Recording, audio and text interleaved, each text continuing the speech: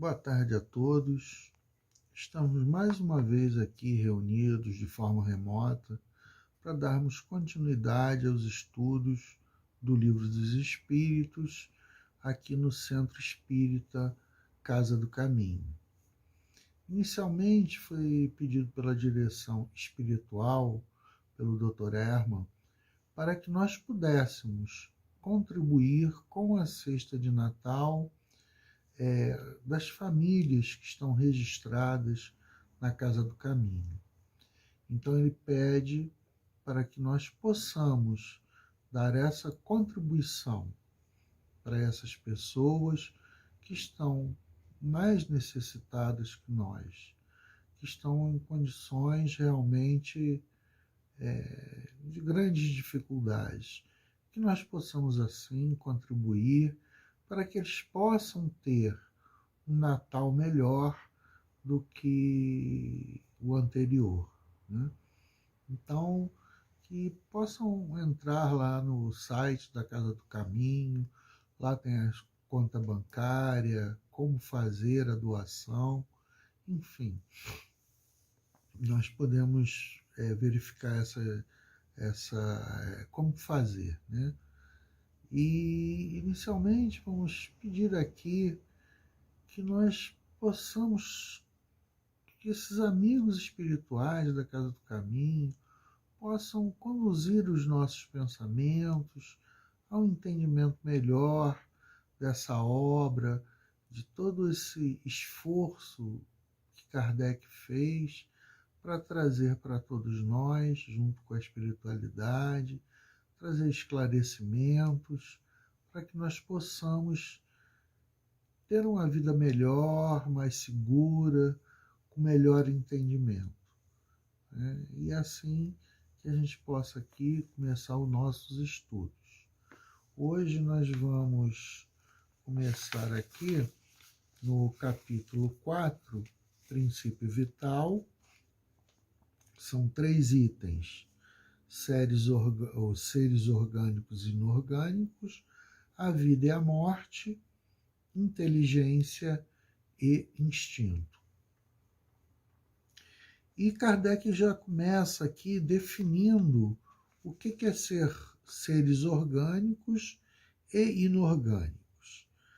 Então ele fala o seguinte: os seres orgânicos são os que têm em si uma fonte de atividade íntima que lhes dá a vida. Nascem, crescem, reproduzem-se por si mesmo e morrem. São providos de órgãos especiais para a execução dos diferentes atos da vida e que são apropriados às suas necessidades para a sua conservação. Deste fazem partes, né, dos seres orgânicos, os homens, os animais e as plantas. Os seres inorgânicos são todos aqueles que não possuem vitalidade, nem movimentos próprios e que são formados apenas pela agregação da matéria. Assim são os minerais, a água, o ar, etc. Então, a grande diferença aqui é essa questão da vitalidade, que os seres orgânicos têm vitalidade e os inorgânicos não têm vitalidade, né? E a primeira pergunta, Kardec faz o seguinte: a força que une os elementos da matéria nos corpos orgânicos e nos corpos inorgânicos é a mesma, né? Então, ele está querendo saber, é a mesma força da questão da composição, que une toda essa matéria, é a mesma força que faz um ser inorgânico? E os espíritos dizem que sim, que a lei de atração é a mesma para todos. Aí a gente pode pensar que, por exemplo, Na natureza, o nosso corpo, ele é feito, nós somos constituídos de minerais, né, e vários outros elementos que vêm da própria natureza. Então, nós retiramos o quê? Da alimentação, nós retiramos ferro, zinco, tantos outros alimentos, tantos outros minerais, né? Então, o princípio, como ele coloca aqui, é o mesmo de atração. Então, não poderia ser de outra forma, né? E uma coisa assim, só de curiosidade, é que na natureza, o que se tem, dos elementos que se tem em maior abundância, são os que nós temos para constituir o nosso corpo. Por exemplo, oxigênio e hidrogênio, né, que vai formar água, né, a molécula de água, em torno de 70% no nosso corpo. E é o que nós temos em grande abundância na natureza. E os elementos tipo lítio, bário, que são percentuais muito pequenos, na natureza, esses elementos também são a quantidade muito ínfima, né? Assim, isso é só para trazer assim, um esclarecimento, mostrar como é essa perfeição que é a natureza, que é essa criação de Deus, né? E aqui eu pego aqui na Gênese, tá? Na Gênese orgânica, no item 16, e no capítulo 10, que ele fala o seguinte: ao afirmarmos que as plantas e os animais são formados dos mesmos elementos que constituem os minerais, é preciso entender que estamos falando no sentido exclusivamente material. Também aqui estamos tratando apenas do corpo, tá? Só mais um esclarecimento ali pela Gênese. 61. A diferença entre a matéria dos corpos orgânicos e a dos corpos inorgânicos. Ele quer saber se existe uma diferença entre essas matérias.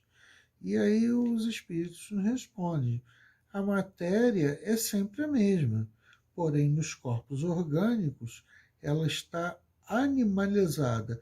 Esse animalizada é no sentido de vitalização, de movimento, não no sentido de, porque às vezes as pessoas confundem no sentido de animal, né?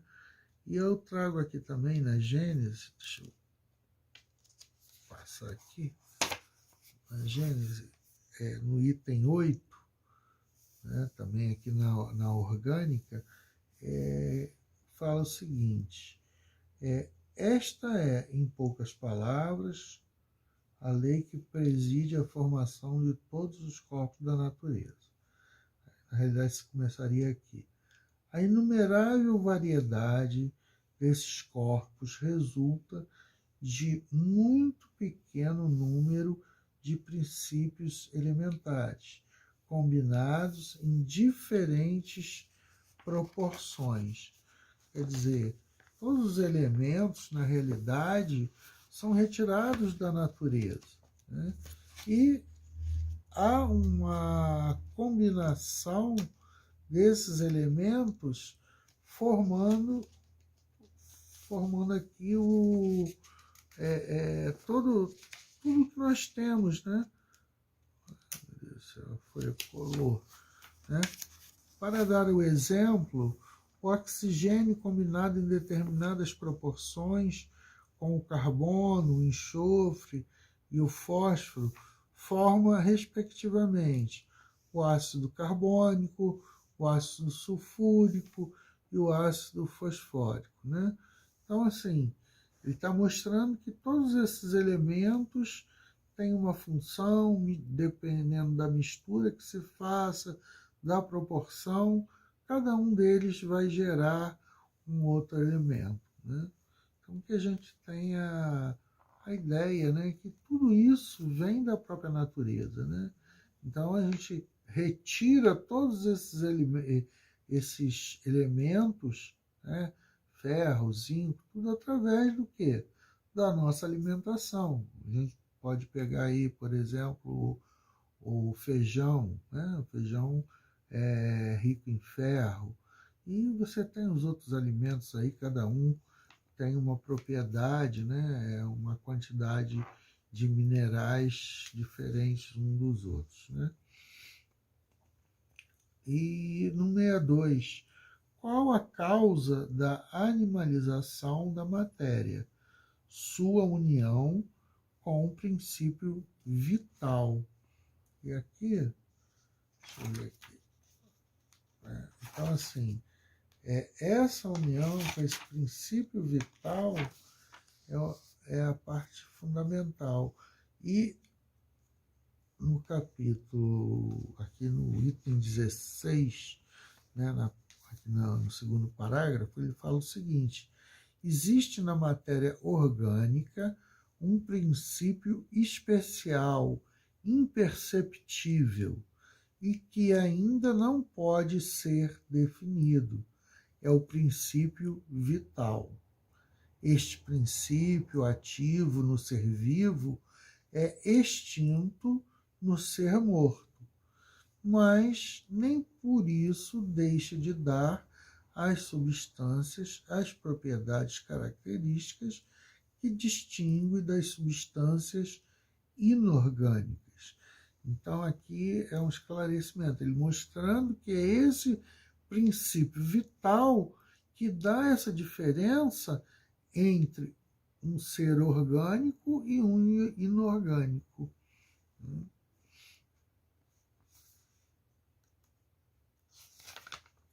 63. O princípio vital reside num agente particular ou é apenas uma propriedade da matéria organizada? Numa palavra, é um efeito ou uma causa? Então, os espíritos respondem um e outro. A vida é um efeito produzido pela ação de um agente sobre a matéria. Este agente, sem a matéria, não é a vida. Assim como a matéria não pode viver sem esse agente. Então, quer dizer, ele está explicando que um está dependendo do outro para que se possa ter a vida. Ele dá a vida a todos os seres que absorvem e o assimilam. Tá? Então, quer dizer, na realidade, um depende do outro para que haja vida. Então, a gente não teria vida se não tivesse esse princípio vital. Né? Aí ele fala aqui no item 18 da Gênese, assim: durante a vida, a atividade do princípio vital é mantida pela ação do funcionamento dos órgãos, do mesmo modo que o calor gerado pelo movimento de rotação de uma roda. Com a morte, cessa a ação dos órgãos, o princípio vital se extingue, assim como o calor quando a roda deixa de girar. Ele faz aqui uma comparação do corpo e o princípio vital, né? Que um dependendo do outro. E em relação à roda, que quando está em movimento gera calor. Né? Então, quando cessa o movimento da roda, cessa o calor. A mesma coisa aqui, se o órgão físico morre, cessa a extinção também do fluido vital. E 64. Vimos que o espírito e a matéria são dois elementos constitutivos do universo, né? Espírito e matéria. O princípio vital forma um terceiro. Então, quer dizer, existe aquela questão da trindade universal: Deus, matéria e espírito, né? E Kardec quer saber, o princípio vital é mais um terceiro elemento, né? E os espíritos falam que não é isso. Né? Ele fala o seguinte: é certamente um dos elementos necessários à constituição do universo, mas ele próprio tem sua origem na matéria universal modificada, quer dizer, no fluido cósmico universal. É um elemento para vós como oxigênio e hidrogênio, que, entretanto, são elementos que não são elementos primitivos, pois tudo parte de um mesmo princípio, né?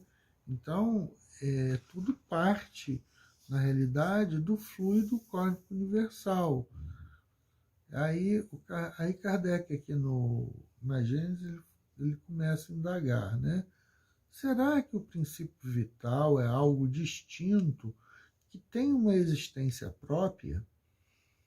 Ou então, para reentrar no sistema da unidade do elemento gerador, é apenas um estado particular, uma das modificações do fluido cósmico universal que se torna princípio de vida, como se torna luz, fogo ou calor?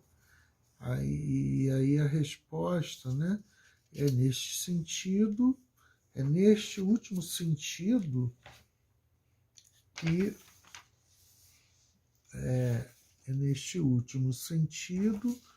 que a questão é resolvida pelas comunicações reproduzidas acima, né? Então, quer dizer, nessa questão aqui que ele vai gerar, né, aqui, na última parte aqui, né? Ou então reentrar no sistema da unidade do elemento gerador é apenas um estado particular, uma das modificações do fluido cósmico universal que se torna o princípio da vida.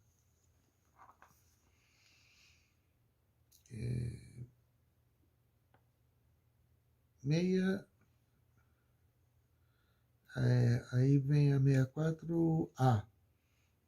Parece resultar daí que a vitalidade não tem seu princípio num agente primitivo distinto, né, mas numa propriedade especial da matéria universal, quer dizer, o fluido cósmico, devido a certas modificações. Aqui foi uma afirmação que Kardec fez, e os espíritos respondem dizendo: é a consequência do que dissemos. A 65. O princípio vital reside num dos corpos que conhecemos, né? Então Kardec quer saber onde é que, se tem algum corpo que ele reside. Como é que é isso, né? E os espíritos falam, ele tem a sua origem no fluido cósmico universal. É o que chamais fluido magnético, elétrico, animalizado. Ele é o intermediário, o elo entre o espírito e a matéria. Ele é que vai animalizar o nosso corpo, né? Então, ele está ali como um elo entre o espírito e o corpo físico. O princípio vital é o mesmo para todos os seres orgânicos? Sim, modificado segundo as espécies.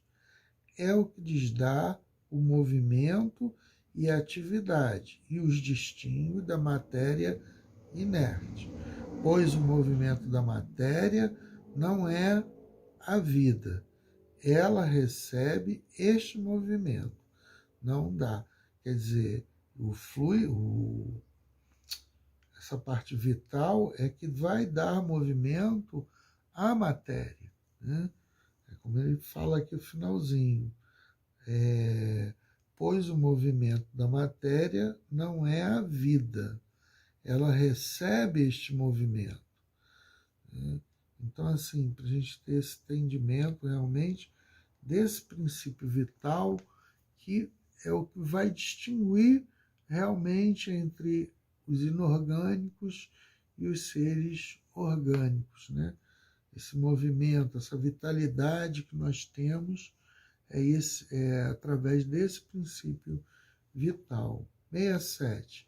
A vitalidade é um atributo permanente do agente vital ou, então, esta vitalidade só se desenvolve pelo funcionamento dos órgãos? Ela só se desenvolve com o corpo. Quer dizer, a vitalidade, ela necessita, né, esse princípio vital, precisa do corpo para poder dar esse movimento, né, ter esse desenvolvimento. Não temos dito que esse agente, sem a matéria, não é a vida? É necessário a união das duas coisas para produzir a vida. Então, para termos essa vida orgânica, é necessário esse fluido, esse princípio vital e o corpo físico, né? E letra aí 67A. Pode-se dizer que a vitalidade se acha em estado latente quando o agente vital não está unido ao corpo? Né? Aí eles dizem que sim, é isso aí. Quer dizer, ele está em estado latente, mas ele precisa do corpo. Quando existe a união, aí sim ele passa a ter o desempenho de ter essa vitalidade. Para isso, ele está realmente num estado latente. E Kardec comenta que o conjunto dos órgãos constitui uma espécie de mecanismo que recebe sua impulsão da atividade íntima ou princípio vital que nele existe. O princípio vital é a força motriz dos corpos orgânicos, ao mesmo tempo que é o agente vital dá a impulsão aos órgãos. A ação dos órgãos entretém e desenvolve a atividade do agente vital, quase como o atrito desenvolve o calor. Quer dizer, um em função do outro, né? Aqui nós vamos entrar no outro item, que é vida e morte. Né? E Kardec começa aqui. Qual a causa da morte nos seres orgânicos? Esgotamento dos órgãos. Né? E completando aqui na Gênese, ele fala o seguinte: o corpo, sendo exclusivamente material, sofre as vicissitudes da matéria. Depois de funcionar por algum tempo, ele se desorganiza e se decompõe. O princípio vital, não encontrando mais o elemento para a sua atividade, se extingue e o corpo morre. Quer dizer, continuando, né? Um dependendo realmente do outro, né? Então, a gente vê que quando nós estamos debilitados, né? Os nossos órgãos já estão num estado ruim já de funcionamento, a gente vai tendo a paralisação normal da vida, né? Conforme a idade vai aumentando, os órgãos acabam funcionando de uma forma cada vez mais devagar e até chegar um momento em que cessa, né, o funcionamento. Né? Isso falando pela idade, mas também pode ocorrer através de uma doença, alguma coisa dessa forma, né? Então a gente depende uma coisa da outra, né?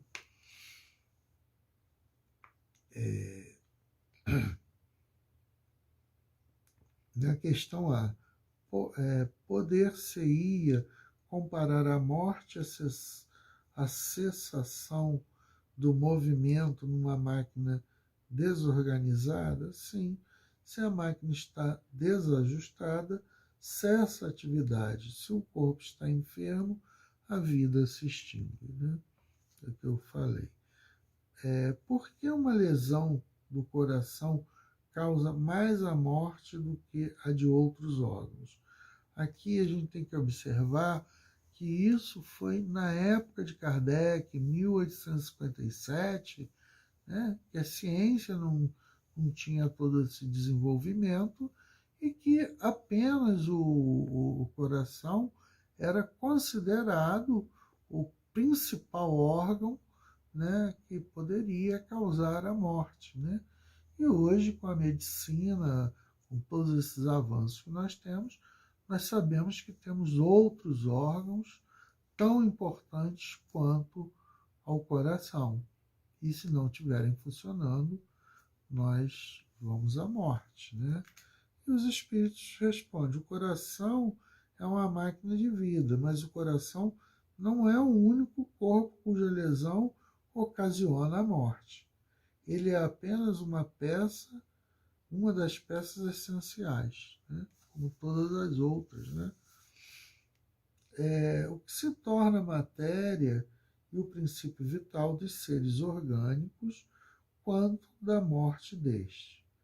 A matéria inerte se decompõe e forma outros.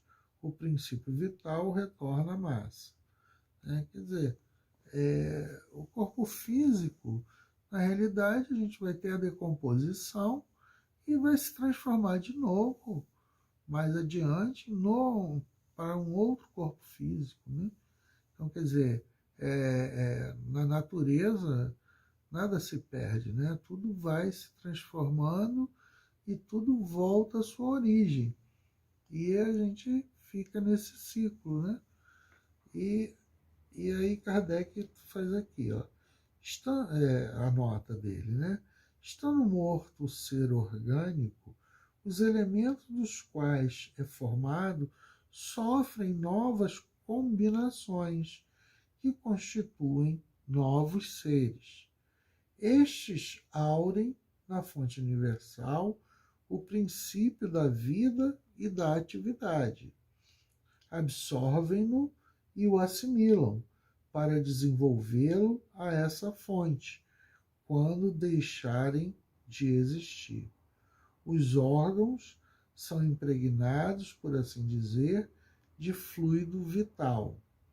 Esse fluido dá a todas as partes do organismo uma atividade que possibilita seu interrelacionamento e, em certas lesões, restabelece funções momentaneamente suspensas.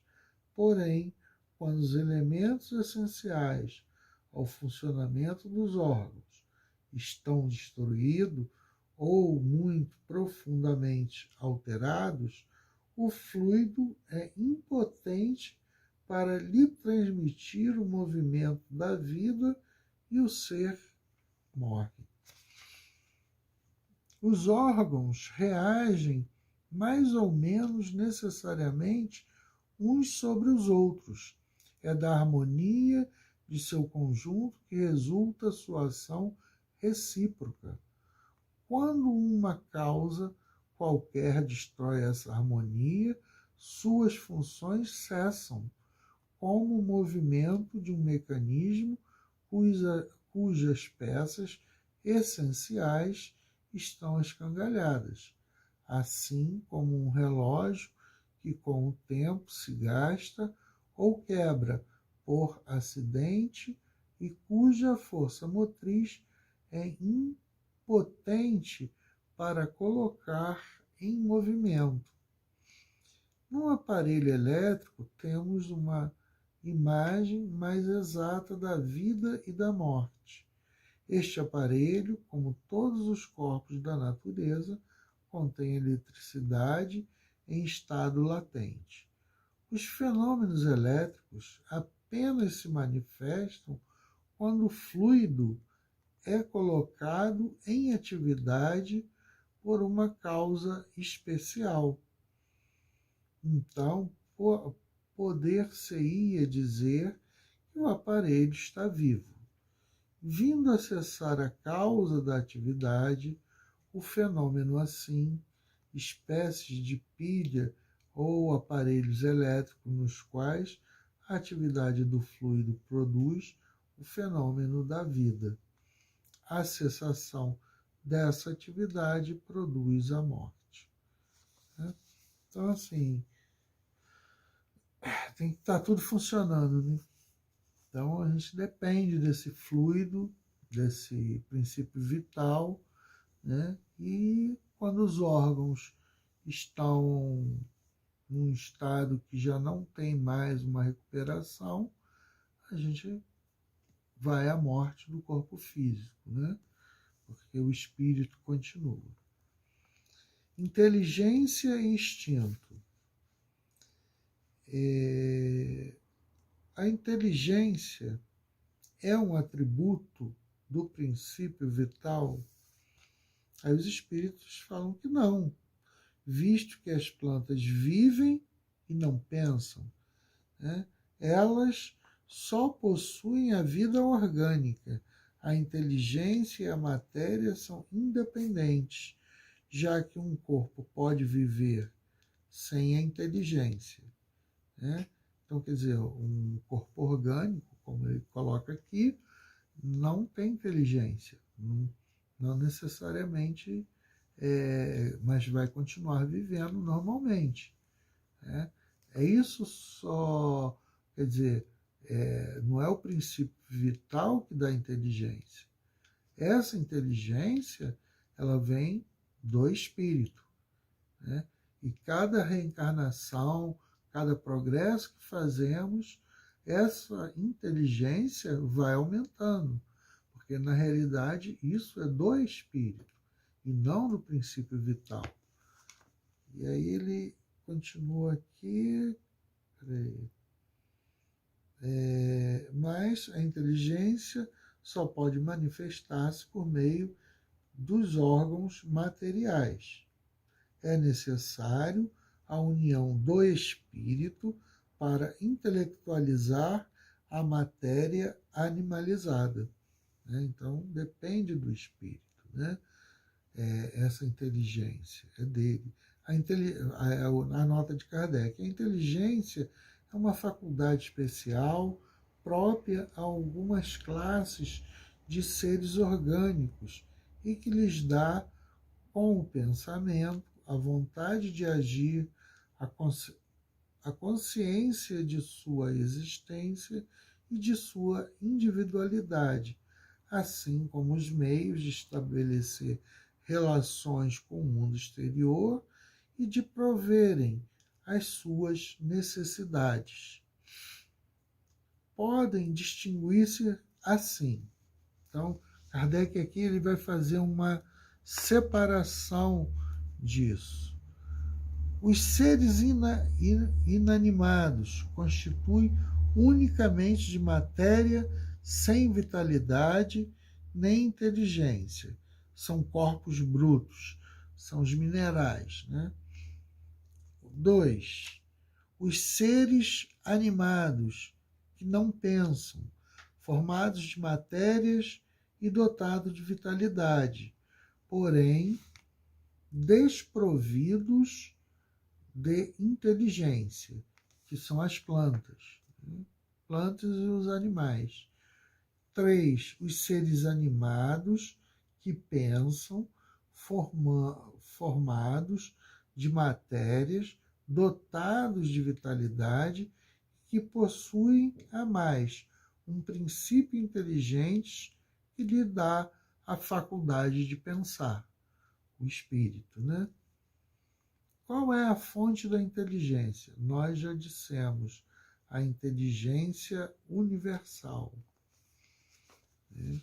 Então, a gente traz isso, a gente vai desenvolvendo, né, a nossa inteligência através dessa, dessa inteligência, né, dessa parte universal que a gente tem em nós, né, provindo tudo na realidade de Deus.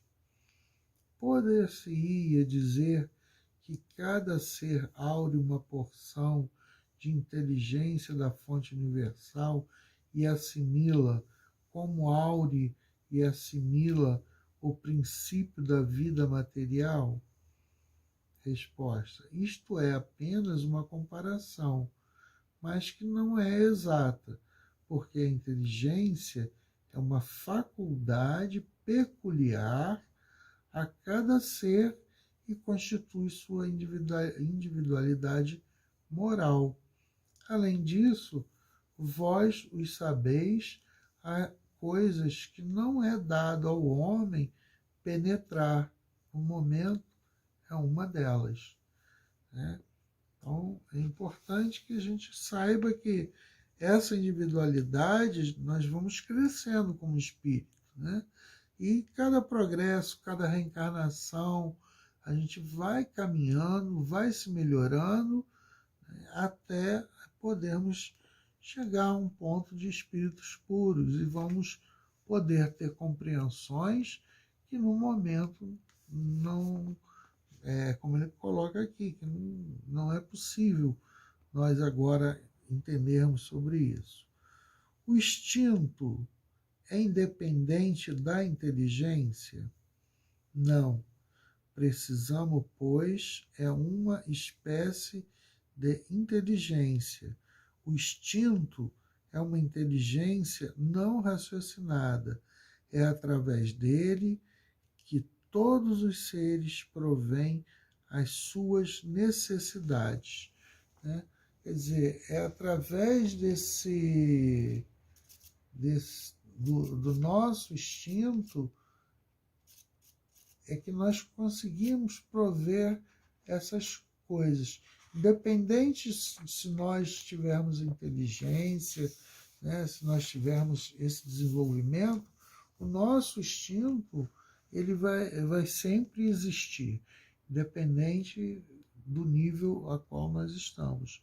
Então, aqui na Gênesis, aqui já está no capítulo 3, instinto e inteligência. Ele fala assim: que diferença existe entre o instinto e a inteligência? Onde termina um e onde começa o outro? O instinto é uma inteligência rudimentar ou uma faculdade distinta, um atributo exclusivo da matéria? E é a resposta: o instinto é a força oculta que incita os seres orgânicos a atos espontâneos e involuntários, tendo em vista a sua conservação. Nos atos instintivos não há nenhuma reflexão, nem intenção, nem premeditação. É assim que a planta busca o ar, se volta para a luz e dirige suas raízes para a água e para a terra nutriente, né? Para a terra nutriente, que a flor se abre e se fecha alternadamente, conforme necessário. É pelo instinto que os animais são advertidos dos que lhe é útil ou nocivo, que se dirigem conforme as estações para os climas propícios, que constroem sem receber nenhum ensinamento, com mais ou menos arte, segundo as espécies, leitos macios e abrigos para suas crias, armadilhas para prender a presa de que se nutrem. Né? E aí a gente continua aqui, né? Na 7.3, né? Não, desculpa, é na 7.2a. Poder-se-ia dizer que cada ser aure uma porção de inteligência da fonte universal e assimila como aure e assimila o princípio da vida material? Isto é apenas uma comparação, mas que não é exata, porque a inteligência é uma faculdade peculiar a cada ser e constitui sua individualidade moral. Acabei repetindo, né? O instinto é independente da inteligência? Não, precisamente, pois é uma espécie de inteligência. O instinto é uma inteligência não raciocinada.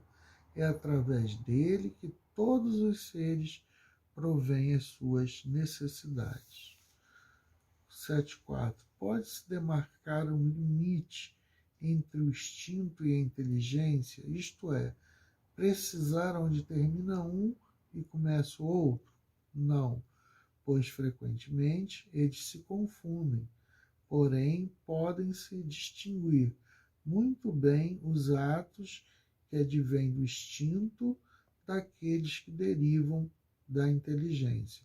Quer dizer, os que derivam da inteligência são atos que são pensados, raciocinados, né? Então, o do instinto não. É uma coisa, como eu li anteriormente, né, de forma espontânea. 7.4, 7.5. É certo dizer que as faculdades instintivas diminuem à medida que as faculdades que crescem as faculdades intelectuais? Não. O instinto existe sempre, mas o homem o despreza. O instinto pode também conduzir ao bem. Ele quase sempre nos guia, e algumas vezes com mais segurança do que a razão. Ele nunca se extravia. Por quê? Porque quando nós paramos para raciocinar, nós temos o nosso livre-arbítrio, né? E com o nosso livre-arbítrio, nós podemos ter decisões equivocadas. É isso que ele está perguntando aqui. Então, o instinto, nesse sentido aqui, ele nunca falha, como ele coloca, né? E já a inteligência não. Porque a razão nem sempre é guia infalível. Ela seria infalível se não fosse falseada pela má educação, pelo orgulho, pelo egoísmo. O instinto não raciocina. A razão permite a escolha e dá ao homem o livre-arbítrio, né? Então é por isso que a gente acaba errando. E aqui um pedacinho só para terminar, da nota de Kardec. O instinto varia em suas manifestações segundo as espécies e suas necessidades. Nos seres que têm a consciência e a percepção das coisas exteriores, ele se alia à inteligência, isto é, à vontade e à liberdade. Tá? Então a gente termina aqui. Tá ok? Boa tarde a todos.